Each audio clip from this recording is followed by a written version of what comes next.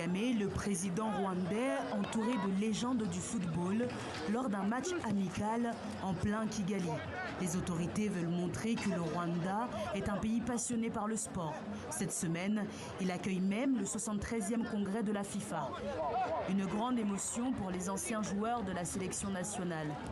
Aussi, nous sentons la fierté parce que notre pays a été choisi pour que cet événement passe ici. Ce n'est pas tout le monde,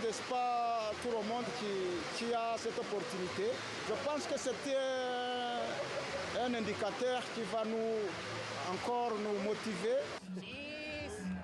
Pour pouvoir accueillir ce congrès, Kigali a investi plus de 300 millions de dollars depuis 2018, selon des chiffres officiels, dans la construction d'infrastructures sportives, mais aussi dans des partenariats publicitaires avec le PSG et Arsenal.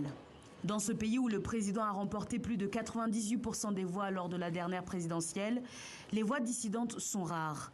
Pour l'opposante Victoire Ingabire, tout cet argent aurait pu être dépensé ailleurs. D'abord, il faut voir la priorité. Au Rwanda, c'est un pays pauvre. Au lieu de chercher un Rwanda bling-bling, il faut d'abord investir, par exemple, dans des routes. Nous avons des mauvaises routes dans des campagnes. Ouais. Les autorités préfèrent mettre en avant les chiffres des retombées positives et ces investissements, comme dans cet article. L'impact de ces collaborations se fait déjà sentir. Le partenariat du Rwanda avec Arsenal et le Paris Saint-Germain a permis de générer 445 millions de dollars de recettes touristiques grâce à la venue de plus d'1 million de visiteurs au Rwanda en 2022. Les ambitions de Kigali ne s'arrêtent pas là.